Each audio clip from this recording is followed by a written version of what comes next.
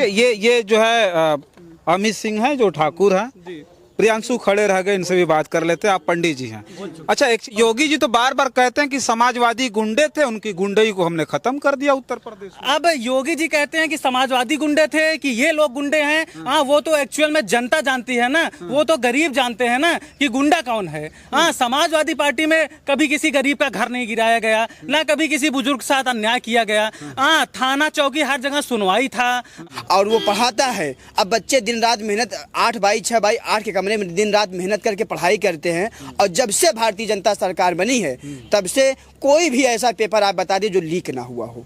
पूरा एनालिसिस उठा के देखिए जो है तो आपको देखने को मिलता है कि 80 से 90% जो है गरीबों के बच्चों के साथ, बेरोजगारों के साथ जो है ये अत्याचार किया गया। आप रोजगार लाइए जो है। ये लीक उक जो हो रहा है पेपर, ये सरकार करवा रही है, नौकरी नहीं देना चाहती। अच्छा, तो क्या हम करवा लेंगे?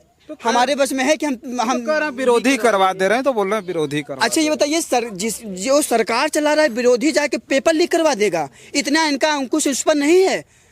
इनका अंकुश पैसा लेने में तो है, थाने दलाली करने में तो इनका अंकुश है, महंगाई बढ़ाने में इनका अंकुश है, और जो पेपर लीक हो उसमें इनका अंकुश नहीं है। उसमें जाके विरोधी करवा दे रहे हैं। अच्छा बेवकूफ बनाते हैं मीडिया महोदय। लोकतंत्र की बात है, लोकतंत्र की तो पूरी तरीके से हत्या हो चुकी है जो है। वही हमारा सवाल था कि लगता है कि लोकतंत्र खतरे में। हाँ, बिल्कुल लगता है और पूरी तरीके से खतरे में है जो है। ये लोग जिस तरीके से लोगों को, जनता को, युवाओं को, बेरोजगारों को, महिलाओं को, बुजुर्गों को जिस तरीके से बेवकूफ बना, आज 7 साल से बेवकूफ बना रहे हैं ना। आप जाके घर घर में, ये तो ठीक है राजनीति हो गया, आप बेसिकली घर घर में जाइए और एक महिला से एक बुजुर्ग मिलिए, उनके दिल की बात जानिए कि ये लोग कितना बेवकूफ़ बना दिए। आज 7 साल से बैठे हैं, महंगाई चरम सीमा पे है, दूर कर देंगे, दूर कर देंगे, दूर के 7 साल हो गया। अब जनता खूब बखूबी पहचान चुकी है। आप बताइए, हम पढ़ते हैं, हम विधि के छात्र हैं, हमें संविधान में 12 से लेकर 35 आर्टिकल पढ़ाया गया है। उस 19 आर्टिकल में 19 का सब क्लास 3 में ये कहा गया है, हम लोग पढ़ने के माध्यम से बता रहे हैं कि हम बच्चे, जनता जाके अपनी बखूबी किसी भी अधिकारी से बात रख सकती है बिना हेजिटेशन के। लेकिन अगर हम कोई बात कोई अधिकारी से, किसी नेता से रखने जाते हैं, अगर हम सही बात बताते हैं तो भी उसको गलत साबित कर दिया जाता है और हमें जेल में बंद कर दिया जाता है। हमारे खिलाफ ये साजिश रचा जाता है कि इनके खिलाफ ऐसा कोई मुकदमा बनाइए जिससे ये अपनी बात रख ना पाए। तो क्या हम पढ़ाई भी करना छोड़ दें? हम संविधान को भी ना माने, हम आर्टिकल को भी ना माने? जी, हमारा नाम अमित सिंह राजपूत है। मैं आप पंडित जी हैं? जी, मैं प्रियांशु मिश्रा हूँ। प्रियांशु मिश्रा जी। अच्छा, मैं 2 शब्द रखना चाहता हूँ। मैं ये कहना चाहता हूँ, चाहे पिछड़ा हो, चाहे अगड़ा हो, चाहे दलित हो, चाहे अल्पसंख्यक हो, बेरोजगारी के मुद्दे से सारे युवा परेशान हैं। और अगर रोजगार नहीं मिलेगा तो उनका घर कैसे चलेगा? जैसे देखा गया पिछले सरकार में, जब माननीय अखिलेश यादव जी का गवर्नमेंट था, जिस तरीके से पुलिस की वैकेंसी क्लियर की गई और बहुत सारी वैकेंसी क्लियर की गई, उस समय जो है इतना सुलभ शासन चल रहा था कि जैसे शासन प्रशासन हर जगह सुनवाई थी। लेकिन इस गवर्नमेंट में किस तरीके से तानाशाही चल रहा है, गरीबों का घर गिरा दिया जा रहा है, बेकसूरों को सताया जा रहा है, और किसी भी तरीके का महिला हो चाहे बुजुर्ग हो, किसी का सम्मान नहीं बचा है।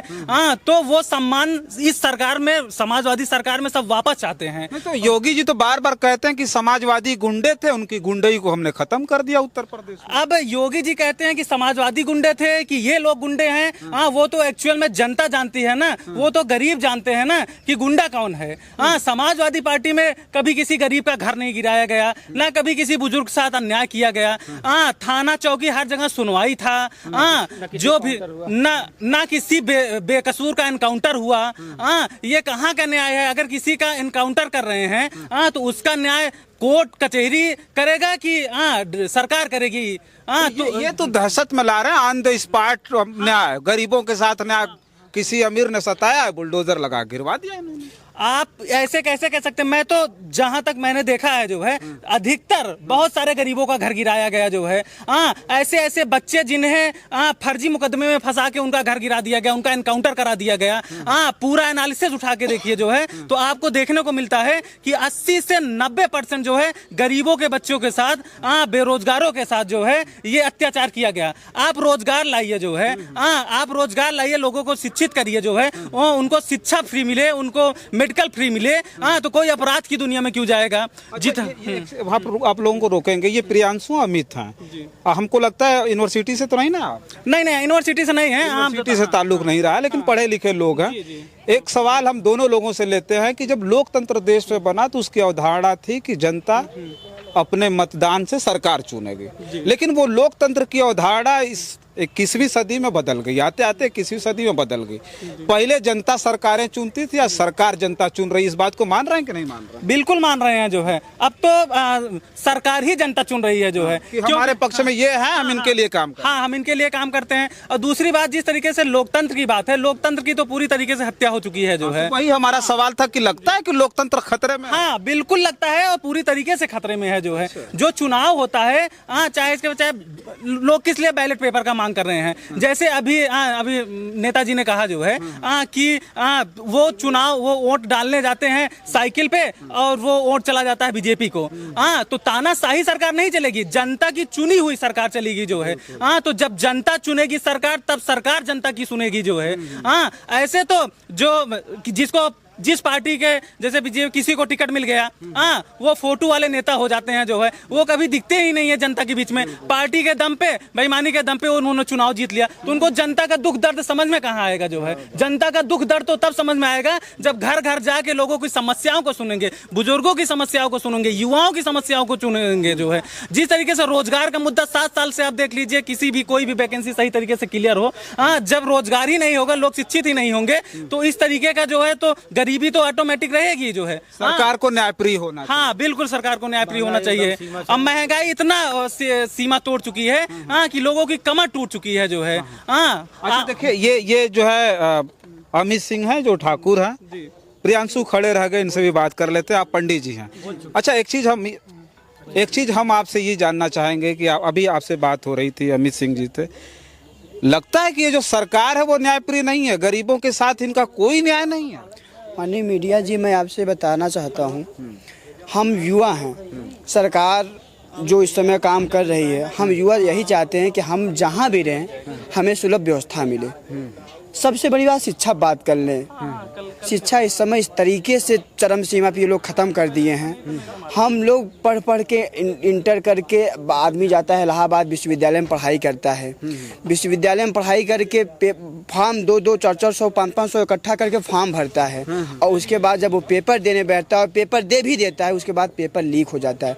आप उस परिवार से जाके मुलाकात कीजिए। हम मीडिया के माध्यम से बताना चाहते हैं, उस परिवार से आप जाके मुलाकात करिए जिस परिवार का किसान रात दिन, इस समय धान का सीजन चल रहा है, रात दिन करके धान में काम करता है, खेत में काम करता है। हम अपने बच्चों को शहर में भेज के पढ़ा रहे हैं और वो पढ़ाता है। अब बच्चे दिन रात मेहनत 8x6x8 के कमरे में दिन रात मेहनत करके पढ़ाई करते हैं, और जब से भारतीय जनता सरकार बनी है तब से कोई भी ऐसा पेपर आप बता दीजिए जो लीक ना हुआ हो।